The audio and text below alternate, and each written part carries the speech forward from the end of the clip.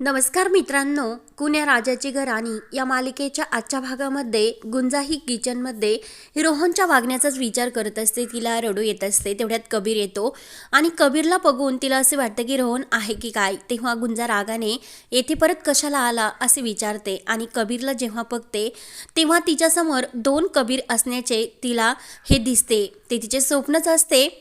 तेव्हा कबीर म्हणतो की गुंजा हे काय बोलतेस तू, आणि मी तुला हे सांगण्यासाठी येथे आलो की बाहेर कोणीही कितीही आग्रह केला तर तू फक्त माझ्या एकाच हातावर आणि छोटीशीच मेहंदी काढायची, जास्त मेहंदी काढण्याची गरज नाही.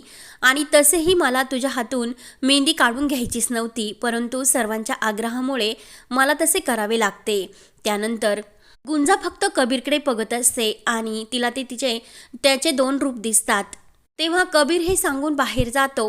तेव्हा मात्र गुंजा ही मनात विचार करत असते की जर दोन कबीर असते तर किती छान झाले असते, सर्वच प्रश्न हे मिटून गेले असते. परंतु तसे काही झाले नाही, म्हणून गुंजाला परत रडू येते. त्यानंतर गुंजा ही कबीरच्या हातावर बाहेर मेहंदी काढण्यासाठी येते आणि त्याच वेळेस तिला ती नशा चढत चाललेली असते. त्यावर गुंजा ही कबीरला म्हणते की मेहंदी काढण्यासाठी हात द्या. तेव्हा कबीर आपला हात पुढे करतो. तेव्हा मृण्मयी म्हणते की गुंजा खूप छान अशी मेहंदी काढ बर का. तेव्हा कबीर म्हणतो की छोटीशी काढ फक्त. माया मात्र रागाने हे सर्व बघत असते. त्यावर गुंजा ही मेहंदी काढण्यास सुरुवात करते. तर कबीर हा गुंजाकडे बघत म्हणत असतो की गुंजा माझ्या आयुष्यामध्ये का आली असेल, काहीच मी तुला देऊ शकलो नाही. तेव्हा मात्र गुंजाला सुद्धा थोडीशी नशा चढल्यासारखी होते आणि ती कबीरकडे बघत मनात म्हणते की साहेबा, मला तुमच्या आयुष्यामध्ये काही नको. मी फक्त भरभरून प्रेम देण्यासाठी आले होते, पण आता मी खूप लांब अशी निघून जाणार. त्यावर मेहंदी ही काढण्यासाठी गुंजा सुरुवात करते आणि तिला थोडीशी ही चक्कर आल्यासारखे होत असते. तेवढ्यात मृण्मयी ही कबीरला म्हणत असते की कबीर, माझ्या हातावर तुझे नाव कोणत्या हातावर आहे ते तू शोधून दाखव. तेव्हा कबीर ते बघत असतो आणि सर्वांचे लक्ष मात्र मृण्मयी आणि कबीर यांच्याकडे असते. तेव्हा मात्र गुंजा ही मेहंदी काढताना तिचेच नाव कबीरच्या हातावर काढते. तेव्हा मात्र मृण्मयी आणि कबीर बोलत असताना कबीरचे लक्ष गुंजा मेहंदीत काढताना हाताकडे जाते आणि लगेच ते नाव वाचून त्याला खूप मोठा धक्का बसतो आणि जोराने ओरडत तो म्हणतो की गुंजा, काय हे, कुणाचे नाव तू माझ्या हातावर लिहिले. तेव्हा मृण्मयी ही कबीरचा हात आपल्या समोर घेते आणि ते नाव वाचून गुंजा असे बोलते. तर सर्वांना खूपच मोठा असा धक्का बसलेला असतो. मृण्मयी विचारते की गुंजा, हे काय केलेस, ते कुणाचे नाव काढले तू. तेवढ्यात गुंजा ही चक्कर येऊन बेशुद्ध खाली पडते. सर्वजण खूपच घाबरतात. मृण्मयी घाबरतच विचारते की आत्तू, गुंजाला काय झाले असेल. तेव्हा मधू ही घाईने गुंजाला मांडी देऊन पाणी आणण्यासाठी रेशीमला घाईने लावते. तेवढ्यात गुंजा ही बडबड करू लागते की मला कोणी इथे आणली नाही आणि मी माझ्या स्वतःच्या मर्जीने इथे आले, यामध्ये काही कुणाची चूक नाही. मृण्मयी आणि सर्वजण विचारत पडतात की ही नेमकं काय बडबडते. कबीरला तर धक्का बसल्यासारखाच होतो आणि तो खूप घाबरतो. तेव्हा विजया विचारते की मधू ही काय बडबड करते आणि तू तिला पाणी पाज. तेव्हा मात्र मधू ही पाणी पाजतच असते. मधू म्हणते की हिच्या तोंडाला कोणाचं तर म्हणजे दारूसारखा असा वास येतो. तर ते ऐकून सर्वांना आणखीन धक्का बसतो. तेव्हा कबीर म्हणतो की हे कसं शक्य आहे, हिच्या गाठोड्यामधून हिने काहीतरी काढून खाल्ले असेल. तेव्हा रेश्मा म्हणते की 1 मिनिट सर्वजण थांबा. तेव्हा रेशीम ही गुंजाच्या रूममध्ये येते तर तेथे तिला दारूची बाटली सापडते आणि वास घेऊन म्हणते की दारू. त्यानंतर इकडे माया रागाने विचारते की ह्या मुलीला नेमकं काय झाले असेल, काय पिऊन पडली असेल ही. तेव्हा विजया म्हणत असते की मायाताई, जरा तोंडाला आवर घाला, वाटेल तसे बोलू नका. तेव्हा माया चिडते आणि उद्यावर हळद आली आणि तेथे देवाला तुम्ही बोलावणार आणि येथे असे घाणेरडे चाळे करता. आजी मायाला म्हणते की माया, जरा एकदा काय झाले ते समजून घे, असा लगेच गैरसमज तिच्याबद्दल वाढू नकोस. कबीर सुद्धा हा रागवतो आणि यांचं कायम हेच असते, काही काढून न घेता लगेच शब्दही सुरू होतात. मी बघतो, मला बघून द्या. तेव्हा मृण्मयी म्हणते की मम्माला काय बोलतो कबीर तू. आत्तू काय म्हटली की गुंजाच्या तोंडाला दारूचा वास येतो. तिने दारूच्या नशेमध्ये स्वतःचे नाव तुझ्या हातावर लिहिले असणार. तेव्हा कविता सुद्धा हो बोलते. दारूच्या नशेत बहुतेक चुकून भाऊजींचं नाव तिने त्यांच्या हातावर लिहिले असणार. तेव्हा माया म्हणते की कसली दारू आणि कसली काय, कारण दारूच्या नशेमध्ये माणूस सर्व काही हे खरे बोलत असतो. कसल्या घाणेरड्या सवयी ही मुलगी या घरामध्ये घेऊन आली आणि आता मृण्मयी लग्न होऊन या घरामध्ये येणार आणि ही मुलगी या घरामध्येच असणार तर काय होणार. तेव्हा मधू ही मायाला शांत राहण्यासाठी सांगते आणि रेशीम ही कबीरकडे ती दारूची बाटली देते, कारण ही गुंजाच्या रूममध्ये सापडली. लगेच विजय म्हणते की बाई बाई, कारण मंदार दारू पितो, हे त्याचं पितळ उघडं पाडणारी गुंजा आज चक्क दारू पिऊन शुद्धीवर न येता पडली. तेव्हा मात्र कबीरला त्या दारूच्या बाटलीकडे बघत मनात आठवते की रोहनने सुद्धा त्याला हीच बाटली दाखवून बॅचलर पार्टी केव्हा करायची असे विचारलेले क्षण आठवतात आणि लगेच तो रोहनकडे बघू लागतो.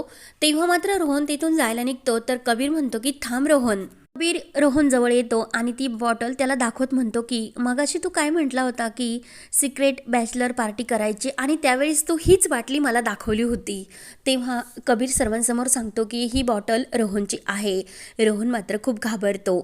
तेव्हा आजी विचारते की रोहन, सकाळपासून घरामध्ये तूच हे सुरू करतो आणि आत्ता येथे या वेळेला सुद्धा तूच दारू पिला. मायाला राग येतो. तेव्हा कबीर म्हणतो की रोहन, त्यावेळी तू मला ही बॉटल दाखवली होती, म्हणजे नक्की दारू तूच पिला असणार. रोहन म्हणतो की नाही, मी नाही पिलेलो. तेव्हा रोहन म्हणतो की माया मामी, तू तरी सांगेन ना की मी ही बॉटल नाही माझी.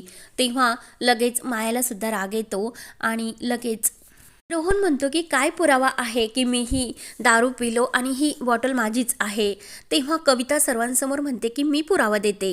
तेव्हा कविता सांगू लागते की मगाशी आम्ही जेव्हा किचनमध्ये गेलो होतो, रेशीम ही गुंजासाठी सरबताचा ग्लास भरत होती. त्यावेळी तेथे रोहन आला आणि तो म्हटला की मी ही सर्व करतो, तुम्हाला बाहेर काकूने बोलावले. तेव्हा रेशीम म्हणते की बाहेर येऊन काकूला आणि आईला विचारले तर त्यांनी आम्हाला बोलावलेच नव्हते. कविता म्हणते की जेव्हा किचनमध्ये आम्ही गेलो त्यावेळेस रोहन तेथेच होता. त्यानंतर लगेच कबीरला राग येतो आणि तो लगेच रोहनची गचंडी धरतो आणि माझी बहीण आणि वहिनी खोटं बोलतात का असे तुला म्हणायचे का? तू त्या दोघींना बाहेर जाण्यासाठी का सांगितले याचा जाब विचारतो. तेव्हा रोहन घाबरतच सॉरी बोलतो आणि मला तलप आली होती म्हणूनच त्या दोघींना मी बाहेर जाण्यासाठी सांगितले आणि त्या ग्लासमध्ये मी ही दारू मिक्स केली. रोहन खोटं बोलतो की त्यावेळी मला फोन आला आणि मी ते सरबताचा ग्लास तेथेच ठेवला आणि फोनवर बोलण्यासाठी मग्न झालो. तेव्हा लगेच तो सरबताचा ग्लास गुंजासाठी भरला होता हे मात्र मला माहिती नव्हते. माझं इंटेन्शन तिला दुःखी करण्याचे नव्हते. तेव्हा माया म्हणते की कबीर, रोहन जे काही सांगतो ना ते एकदम खरे आहे. तेव्हा मधू विचारते की कशावरून? माया म्हणते की कारण तो माझा भाचा आहे आणि तो थर्ड क्लास अशा मुलीच्या मागे नाही लागणार. तेव्हा रोहन सर्वांना सॉरी बोलतो. तेव्हा आजी म्हणते की तुला तर सवयच आहे सकाळपासून दारू ढोसण्याची, परंतु ह्या मुलीवर त्याचा काय परिणाम झालं, काय तिची अवस्था झाली ते तरी बघ तू. तेव्हा लगेच रोहन म्हणतो की मला सकाळपासून दारू पिण्याची सवय आहे, परंतु ह्या फडतूस मोलकरणीची काही संबंध नाही. तेव्हा कबीरला राग येतो आणि तो रागाने रोहनला म्हणतो की तोंड सांभाळून बोल. यापुढे असे फडतूस हे काही करण्यासाठी आमच्या घरामध्ये यायचे नाही. आत्ता मेहंदीचा कार्यक्रम असल्यामुळे मी शांत बसतो.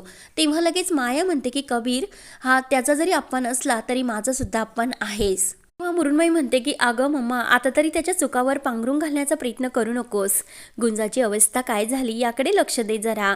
तेव्हा लगेच रोहन बोलून जातो की काही होणार नाही, त्यामध्ये फक्त ब्लॅक कॉफी आणि लेमन आहे. तेव्हा कबीर रागाने रोहनला म्हणतो की ते काय करायचे ते आमचं आम्ही बघतो आणि ही तुझी बॉटल घे. तर कबीर रागाने त्याच्या हातावर बॉटल देतो. तेव्हा मायाला राग येतो. माया म्हणते की कबीर, कसा वागतोस रे तू त्याच्या बरोबर? माया म्हणते की मधुताई, कसा बोलतो तुमचा कबीर माझ्या रोहन बरोबर, काही मॅनर्स वगैरे आहे की नाही? तेव्हा मधूला सुद्धा राग येतो. मधू म्हणते की तुमचा भाषा अगदी धुतल्या तांदळासारखा आणि येथे गुंजाला वाटेल तसे आरोप करतात तुम्ही, काही वाटत नाही का तुमच्या मनाला? तेव्हा विजय ही गुंजाला कविता आणि रेशीम यांना तिच्या रूममध्ये घेऊन जायला सांगतात. त्यानंतर कबीर हा बाहेर येतो आणि ते मेहंदीचे नाव गुंजा हे त्याच्या हातावर रंगलेले असते आणि माया जे बोललेले असते की दारूच्या नशेत जे काही बोलले जाते ते एकदम खरे असते आणि गुंजा काय बडबड करीत होती हे सर्व क्षण कबीरला आठवतात. तेव्हा त्याला मायेचे सुद्धा क्षण आठवतात. त्यानंतर इकडे हळदीच्या कार्यक्रमाची तयारी होते आणि कबीरच्या हळदीची हळद कुटत जात असते. तेव्हा मात्र सरू आजी विचारतात की अगं मधू, ते देवाला धूप वगैरे काही दाखवलेत का, काय म्हणतात त्याला मला सुद्धा आठवेना.